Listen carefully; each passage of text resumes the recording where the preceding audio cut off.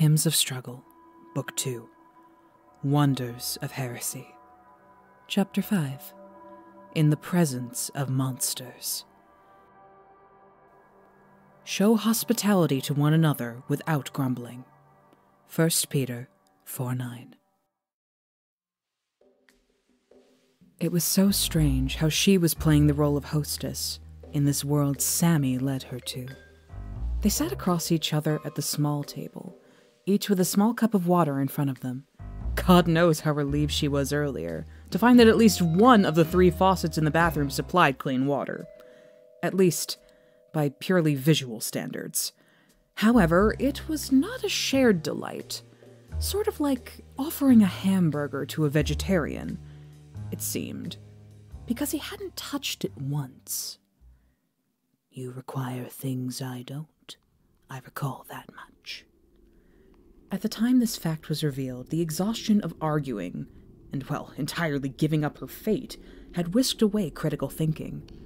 But now, she started to see it. Even as his head bobbed slightly up and down so humanly as he stared at the table, observing its many chips and scratches, he still held his glossy form. Sammy was a man, she assumed by now with only slight doubt, but to say he was fully so would mock his existence. Both seemed content to be silent, even as the discomfort of it all started to pile with a weight capable of breaking the table between them. And so she resumed what she was doing before, a flat pattern of roses, rising to face her companion, the back panel of an opening into the rest of the universe. There was a change here.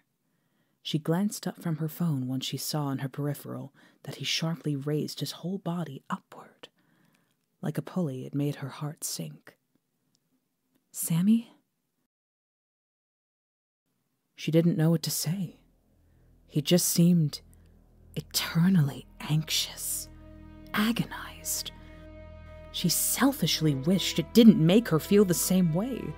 Heck, saying his name, something he didn't know until he met her, probably made it worse. Her phone went face down on the table, the window of light covered by wooden drapes. He was standing up now, limbs outstretched as if there was something in the room with them. She spun around to try and see it, but it was just them. It took her a full minute of looking wall to wall to realize the thing clawing at him must be within, rather than around them. She had panic attacks before herself, and one almost overcame her then with the wisdom that her experience gave no valid proficiency in helping another. Just as she began to approach, hands in front of her but unsure what she'd even do with them, she saw he was looking down at the table. Maybe something was with them after all.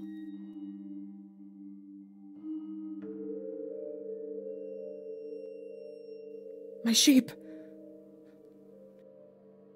He regressed in his vocabulary, overcome with the memories and sensations of seeing her bathed in luminescence the last time he left her alone. That thing was there before, and it was the source of that capturing radiance. The knot in his chest was indescribable, seeing her reach over to pick it up. It didn't lift with her gentle words. Sammy! It's okay. She turned the thing to face him. It's okay. It was a rectangle, smooth like glass, and black like the pipes sewn through the maze of halls. There was a ridge around it where she gripped the thing in her fingers. It faced him like it had faced her, and so he shrunk back, expecting to be taken by the light, as she had been before. But nothing came. It was almost funny how quickly he dipped his head down to inspect it, bent at the stomach and craning his neck so his mask was parallel with its black wall. Finally, some words. What is this? What did it do to you? A voice that shook with terror and amazement. she scoffed.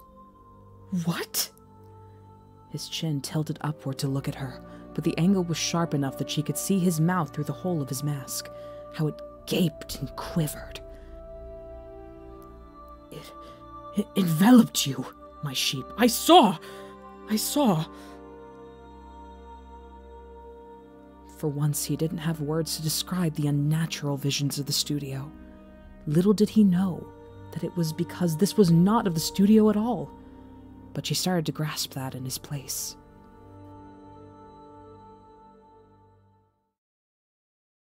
It was a good call to save the long-winded explanation for later. How foolish she was to assume he wouldn't at least be inquisitive about a smartphone in a world that seemed like it was frozen in a place long past. That in the darkness of the halls, it looked like an angel glowing in her hands. Of course, her first reaction, the one he saw, was to notice how ridiculous such a belief was. But the more she thought, the more it made sense for him to feel that way. It made her feel guilty. This was the emotion left with her after assuring him that her phone was indeed safe, letting him hold it in his hands to inspect it. Oh, so grateful none of him seemed to smear through the cracks. "Is it under your control?" he asked in wonder without lifting his mask to face her, still very much enraptured with the object. She didn't really know how to react when you put it like that. "I suppose you could say that." Sammy finally looked her in the eye, and she could almost sense him blink quizzically, if he could at all.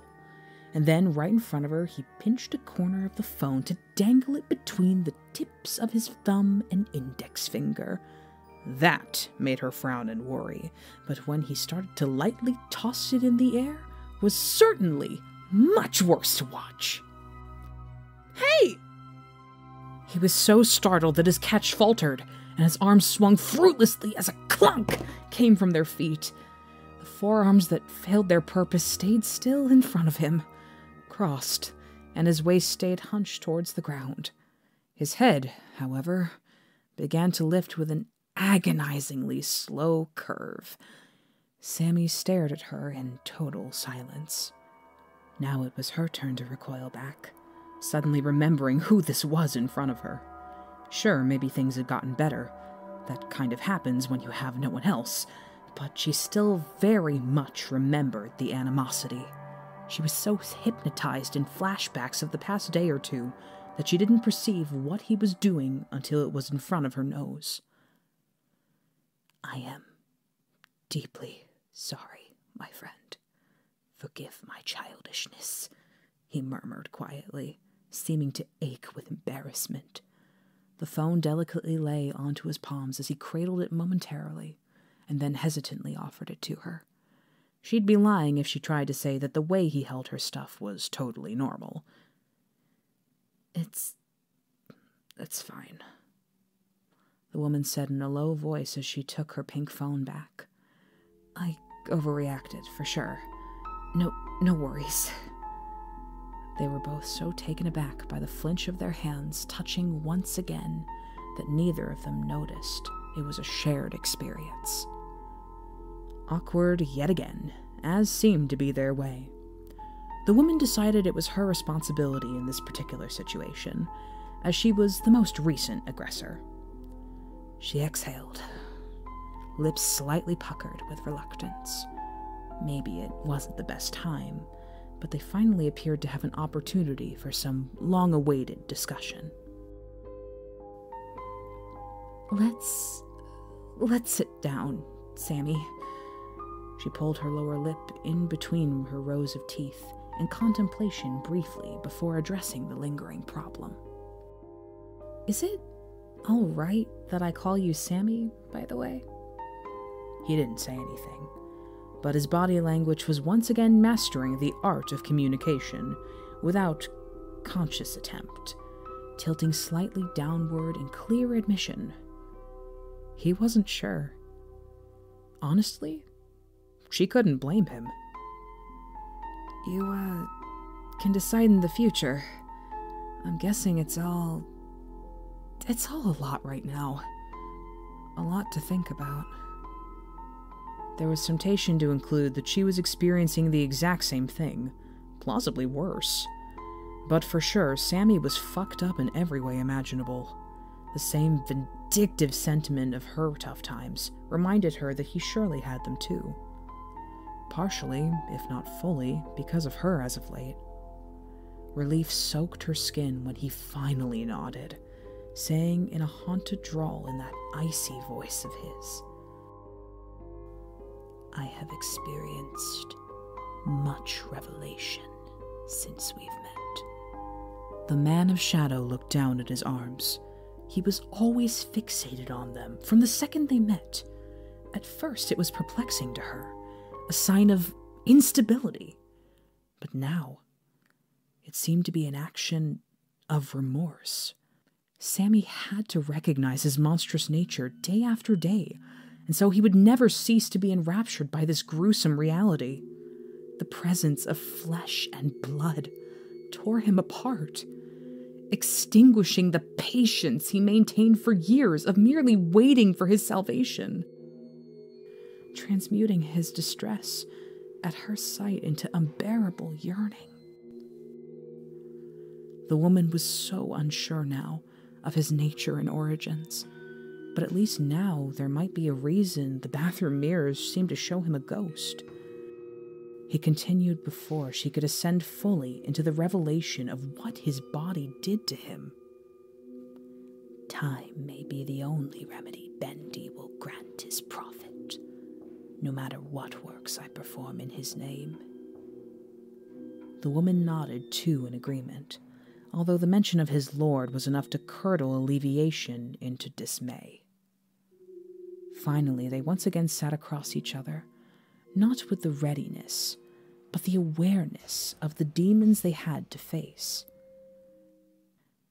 "Time and your assistance," he didn't risk adding, as she rested her hand on the table. It was a casual, unthinking gesture that seemed to beckon him. He didn't know what for. How surprised was he to find himself desiring it all the same. How ghastly he felt as he allowed it refuge within his soul.